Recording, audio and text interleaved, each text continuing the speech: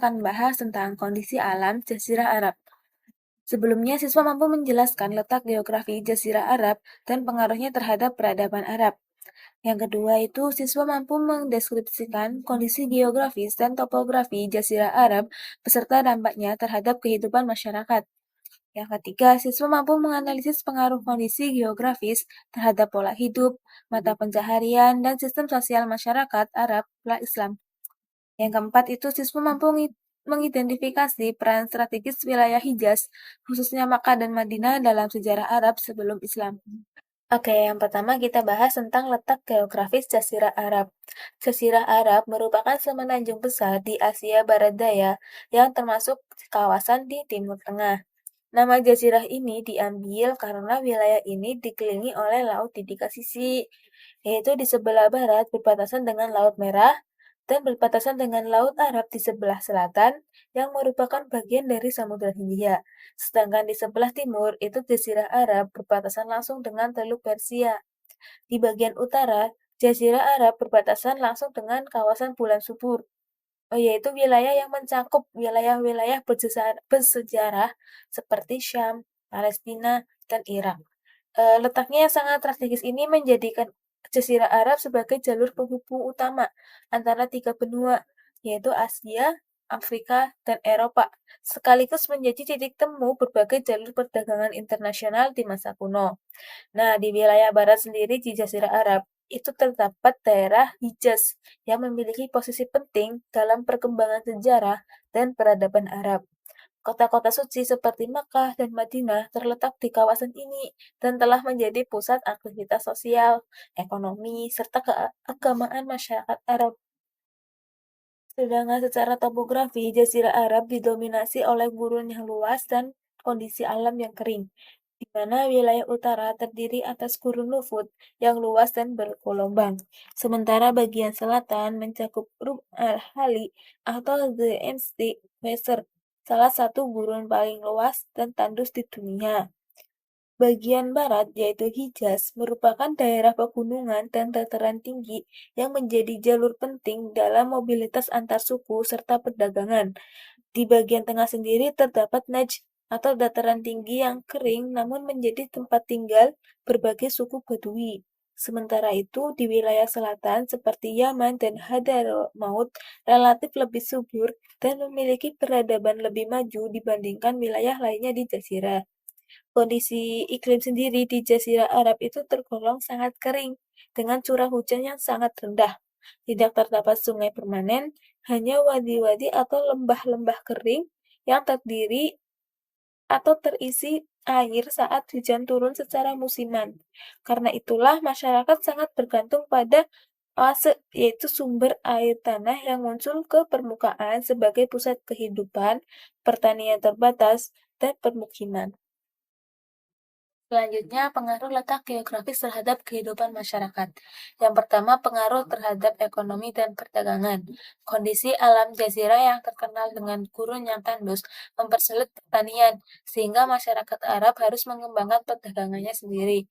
Kota Makkah yang strategis di jalur perdagangan antara Yaman dan Syam menjadi pusat kegiatan dagang. Mereka melakukan perjalanan dagang rutin pada saat musim panas ke Syam dan pada saat musim dingin, mereka melakukan perjalanan dagang ke Yaman.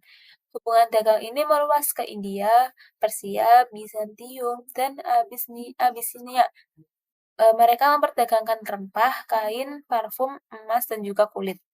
Namun kekayaan perdagangan ini terkonsentrasi pada elit perdagangan Quraisy, sementara masyarakat bawah tetap miskin, sehingga memicu kritik sosial dalam Islam.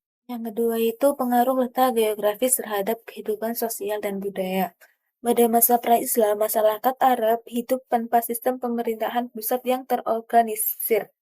Kehidupan politik mereka hanya didasarkan pada struktur kesukuan yang bersifat mandiri dan otonom, di mana setiap suku dan kabilah hanya dipimpin oleh seorang syekh, yaitu tokoh yang dituakan dan dihormati karena kebijaksanaan, pengalaman, dan pengaruhnya.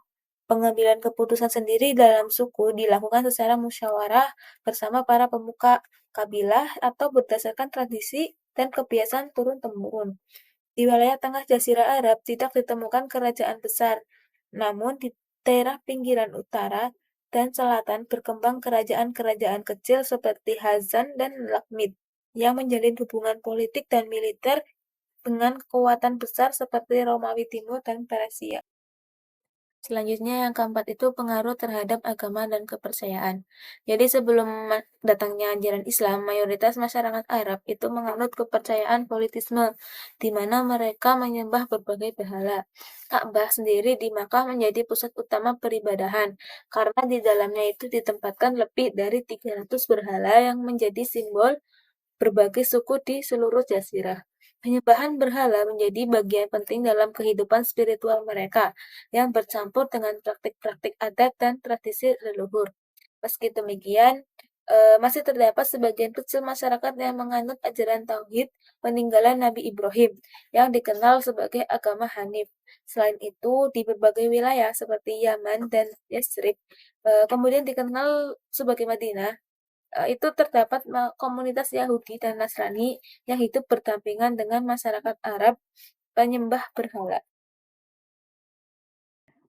Kita masuk ke contoh soal, yaitu bagaimana pengaruh kondisi geografis Jazirah Arab terhadap pola hidup dan mata pencaharian masyarakat Arab sebelum datangnya Islam.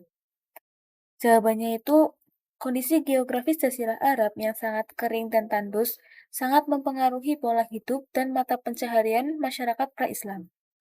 Hal ini dikarenakan sulitnya pertanian. Banyak suku Badui hidup nomaden dengan mengandalkan peternakan unta dan domba. Letak strategis Jazirah Arab sebagai jalur perdagangan utama juga membuat kota seperti Makkah berkembang sebagai pusat perdagangan, terutama oleh suku Quraisy yang menguasai rute dagang antara Yaman dan Syam, di mana masyarakat terbagi antara penduduk nomaden di pedalaman dan penduduk menetap di kota yang mengembangkan perdagangan dan pertanian terbatas. Selanjutnya kita masuk pada subbab kedua, yaitu membahas tentang keadaan sosial masyarakat Quraisy sebelum adanya Islam. Masyarakat Quraisy sebelum kedatangan Islam itu dikenal sebagai periode jahiliyah atau masa kebodohan, di mana masyarakat Quraisy itu memiliki kondisi sosial yang kompleks dan beragam. Walau istilah kebodohan ini sering digunakan, tapi ini lebih mengacu pada kebodohan moral dan spiritual, bukan berarti mereka tidak memiliki kecerdasan atau peradaban. Selanjutnya itu sistem keagamaan dan ekonomi.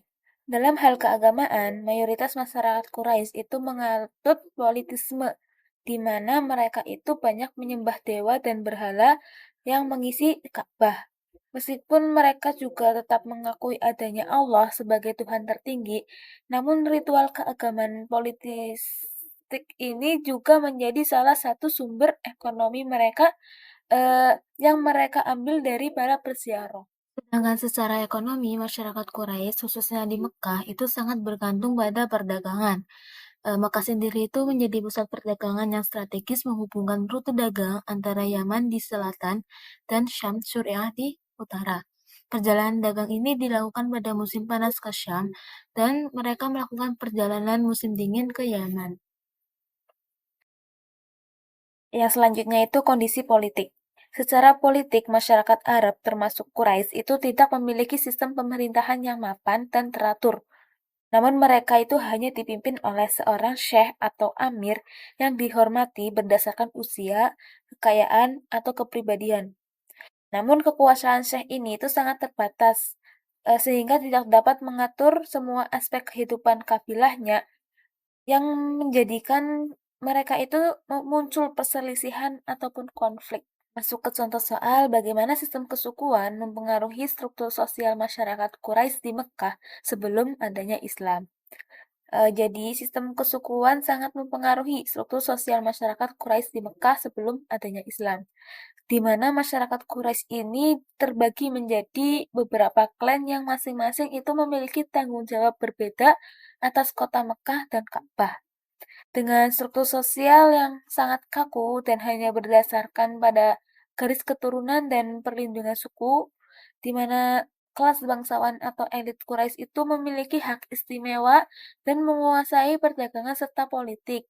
Sementara rakyat biasa maupun budak itu hanya memiliki posisi sosial yang rendah dan sedikit memiliki hak. Loyalitas kepada klan ini sangat kuat dan persaingan antara klan sering kali terjadi untuk mendapatkan pengaruh dan kekayaan. Kepemimpinan suku dijalankan oleh tokoh-tokoh yang dihormati, dan sistem ini membentuk masyarakat yang sangat terorganisir, namun juga penuh rivalitas internal. Domisi Quraisy di Mekah juga didukung oleh strategi politik dan jaringan perdagangan yang luas, menjadikan mereka penguasa utama kota sebelum munculnya Islam. Ya, oke, kita lanjut ke subbab yang ketiga, yaitu membahas tentang peradaban bangsa Arab sebelum Islam. Bangsa Arab Quraisy pada awalnya itu mengikuti ajaran tauhid yang dibawa oleh Nabi Ibrahim dan Nabi Ismail alaihissalam, yaitu dikenal sebagai agama Hanifiyah yang berarti lurus dan benar.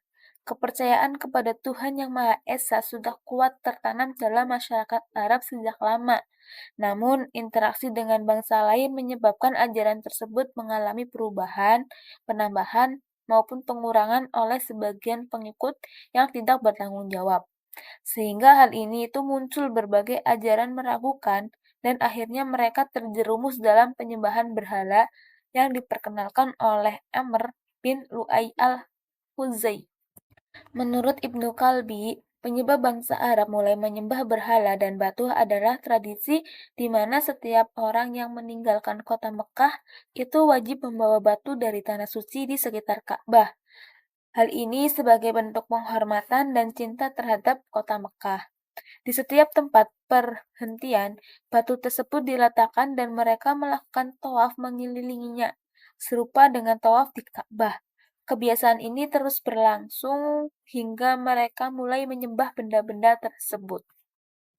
Menurut Ibnu Kalbi, penyebab bangsa Arab mulai menyembah berhala dan batu adalah tradisi di mana setiap orang yang meninggalkan kota Mekah itu wajib membawa batu dari masuk contoh soal yaitu bagaimana perjalanan Amr bin Luhai ke Syam mempengaruhi perubahan praktik keagamaan di Mekah. Perjalanan Amr bin Luhai ke Syam itu mempengaruhi perubahan praktik keagamaan di Mekah, yaitu dengan mengenalkan penyembahan berhala. Saat berada di Syam, Amr itu melihat penduduk setempat menyembah berhala yang mereka yakini itu dapat mendatangkan hujan dan juga pertolongan.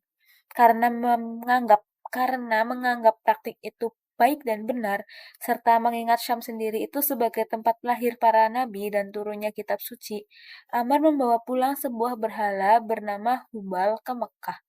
Ia meletakkan Hubal itu di dalam Ka'bah dan mengajak penduduk Makkah untuk menyembahnya, sehingga praktik politisme dan penyembahan berhala itu mulai menyebar di Mekah dan wilayah sekitarnya. Perubahan ini menandai pergeseran dari ajaran tauhid sebelumnya ke penyembahan berhala yang kemudian menjadi ciri khas agama pra-Islam di Jazirah Arab.